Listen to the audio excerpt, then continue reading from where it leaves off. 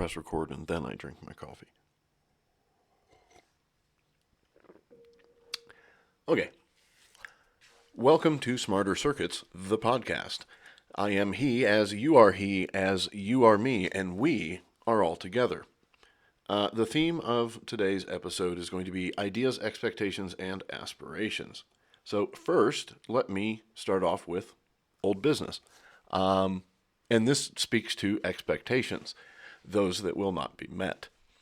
I was going to do an episode about, a segment about automating the kitchen as part of a room-by-room sort of thing. And I mean, not like a full flushed-out video or anything, just having a discussion about things like cooking automation and safety, timing and sensing, what kind of components are reliable, what are your most basic components, knowing what they do, that kind of thing, heating elements, thermocouples, etc. But instead, I'm not going to talk about that. And the reason that I'm not going to talk about that is because, to be perfectly honest, I did not prepare to talk about that because this week has been crazy. Now, I realize that I started my podcast right around the time when things start getting crazy, and they have, but just bear with me. Speaking of, as usual, I apologize for not posting this on Friday. I shouldn't say as usual. I don't want that to become the trend, although I think it's the majority of the time officially now. This is only the 5th episode, though, so. I will get back to having the discussion about automating in the kitchen, doing the room-by-room thing. I need to not hold myself to such a tight thing on the podcast. That's what it really boils down to. Maybe at a later time when I've got the rhythm of it and other things are a little less hectic, I can do a little bit more focus on it. And that actually brings me to the new business. Now, well, wait a minute. Before I segue, the Shelley contest entry was the other thing that I was going to discuss this week. I am going to discuss that, but a little bit later in the new business, because there's a development. I realize that's kind of a stretch, but okay, let's just dive into the new business. And this is where the ideas, expectations, and aspirations part comes in. I'm going to talk about what I kind of see happening in the next year, and I would like to know some things. I would like feedback. I got some feedback last week. A viewer / listener left a really positive comment about, just sort of being natural on the podcast. So that was very kind and helpful, and I'm going to take that advice because it means I don't have to edit. On that note, though, it also means that I could technically do the podcast live if anybody is interested in that thing. If you are, let me know, either in the comments or you can email me at smartercircuits@gmail.com or jump on the Discord, whatever your poison. Okay. All right, so I talked about the live feed.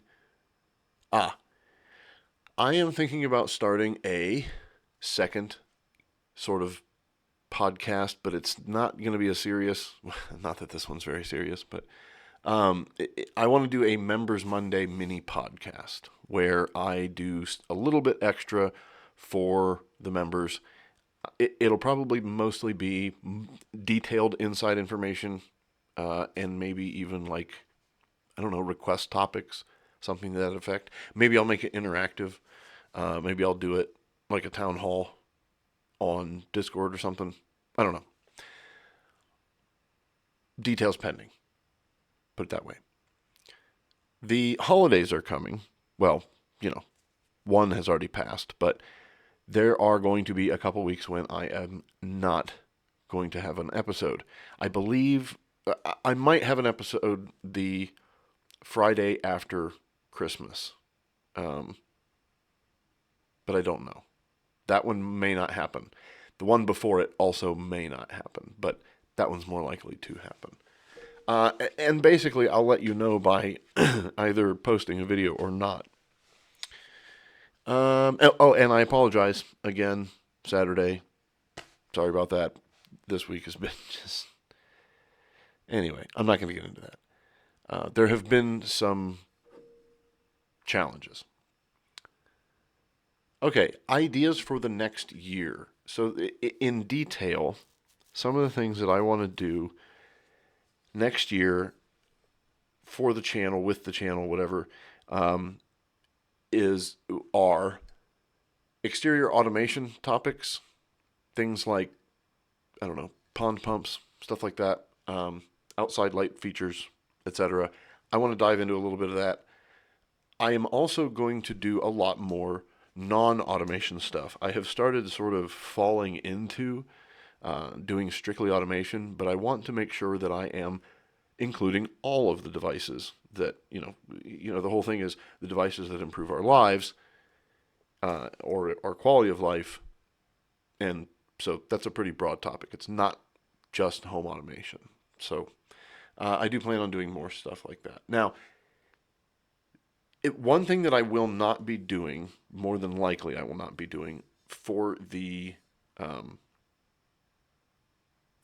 automation, the exterior automation, is security camera reviews. I can't justify doing it. And here's the reason why. A camera is a camera. And that camera should fit certain specifications per application. Going above and beyond and having all the extra bells and whistles usually complicates matters, and also, because of the competitive nature of the market and the speed at which technology moves, chances are pretty much all of the devices have similar features. So what it boils down to is this. If you want to know my opinion on buying a security camera or a doorbell camera or that sort of thing, it is this. Get one that you can see through and that won't die in a month. Buy the middle of the road. Don't buy the high end. Don't buy the low end. Buy the middle of the road. This is true with most things. And particularly with cameras, in my opinion, because, again, the features that you need are absolutely concrete and determined by the application. So, you can find the right camera simply by looking at what you need. And you can figure out the budget from there, honestly. And if, look at reviews. Look at reviews on the sellers' pages and things like that. Don't just ignore that stuff. But how else are you going to know what's the middle of the road or not? But anyway, don't buy the super, there are some cameras that if you have the reason, if you honestly need the massive sight angle that something like the 16K duo cameras and stuff like that, okay, if you honestly need that field, fine. But if you don't, you don't. Don't spend your money on it. And honestly, you're overcomplicating your network and your system as it is, getting a device that isn't going to benefit you. So that's my 2 cents on that. Yeah, now I'm umming a lot more, I think. I don't know. So the non-automation videos, that's going to be a new thing. There was another thing that I had on here. I thought. Oh, okay, yeah. So I'm going to go ahead and talk about the works in progress now, even though I'm kind of playing that for the end. I am going to be doing a protocols video. I mentioned that last week. I'm still working on it. That is a very large research video because I'm going to be going into great detail over many, many things. I plan on doing more of that next year.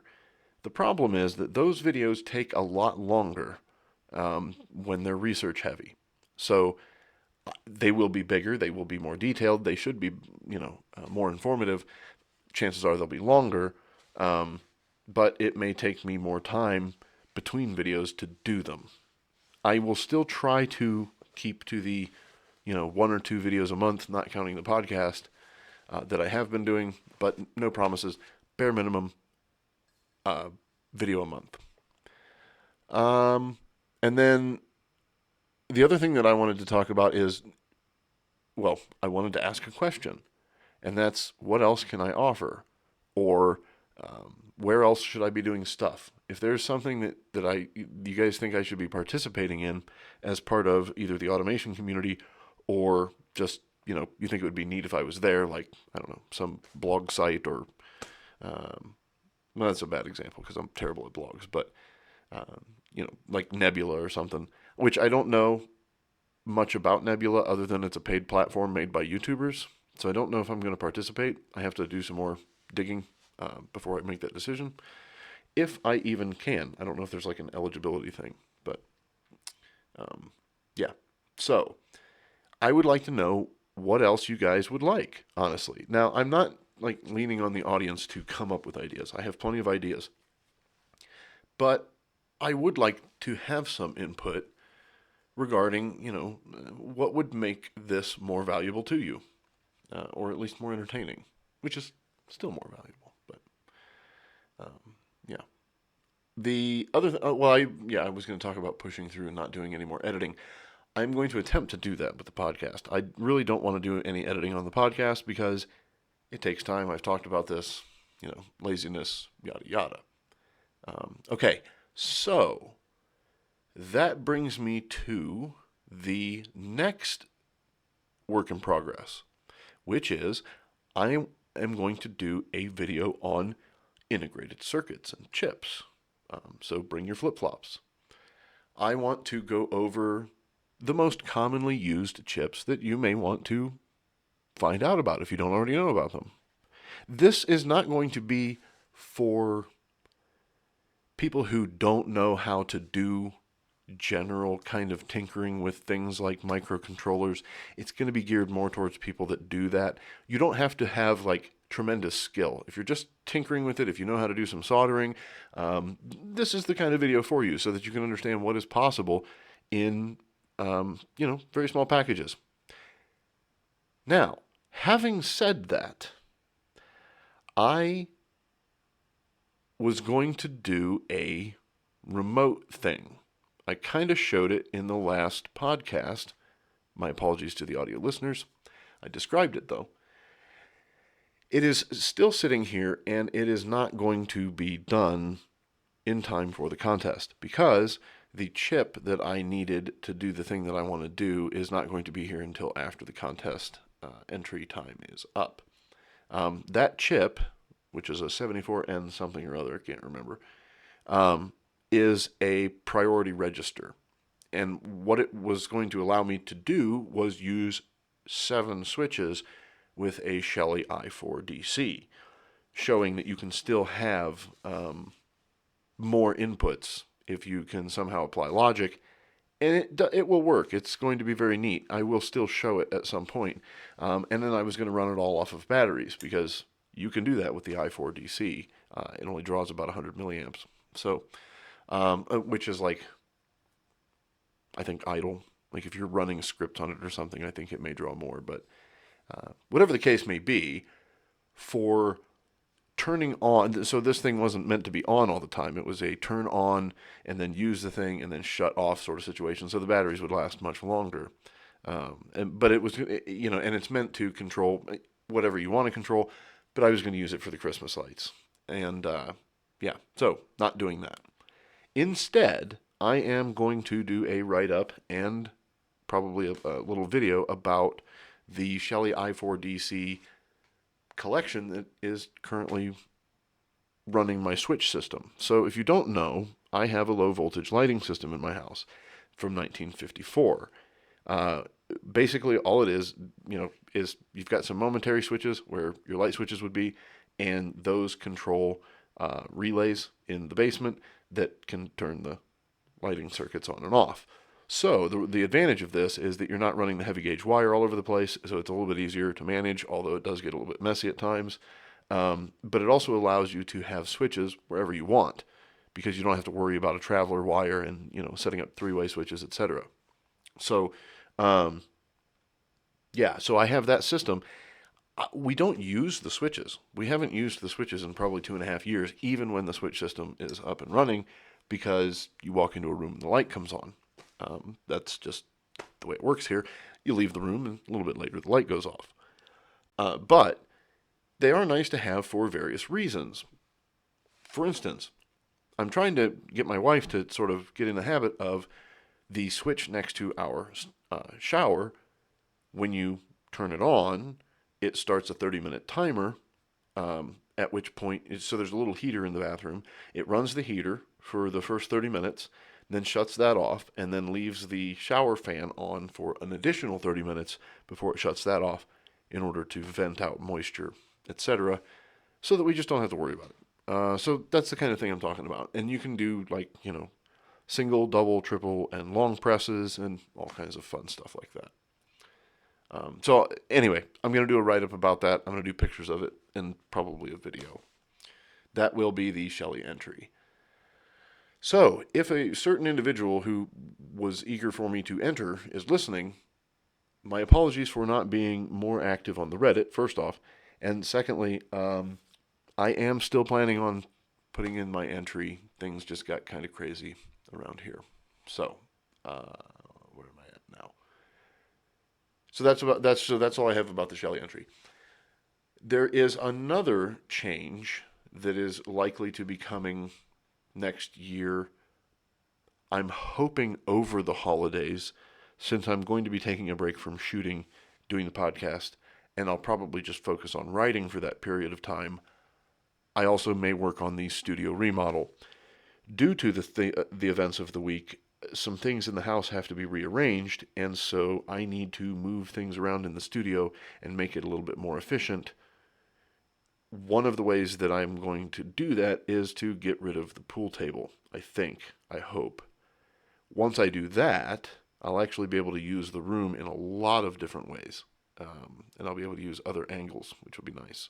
So, and there is going to be also a permanent lighting rig that I'm going to be attaching to the ceiling so that I don't have to have stands all over the place. It's driving me insane. And the amount of cords is just, it's ludicrous. I'm so glad that people don't see my studio, like behind the camera. Because behind the camera, it's an absolute mess. It's like a Shel Silverstein sketch. Anyway, so I think that pretty much covers everything.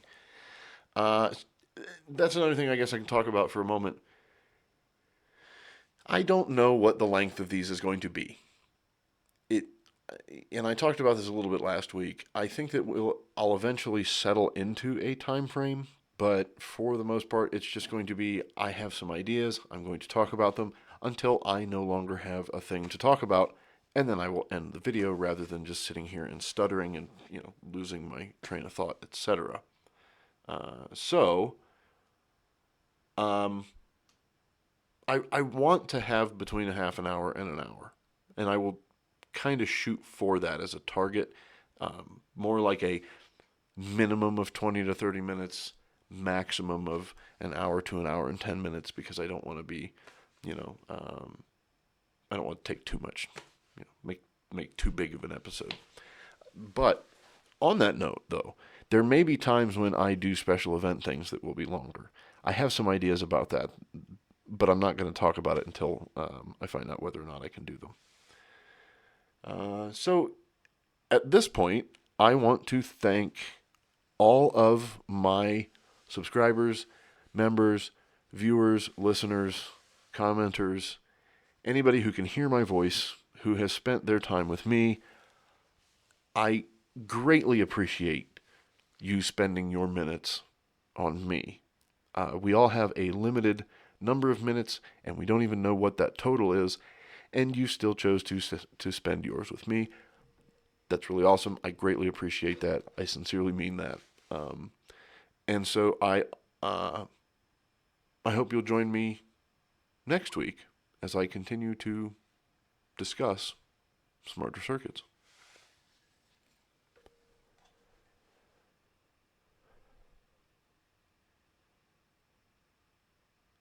I feel like that was really abrupt.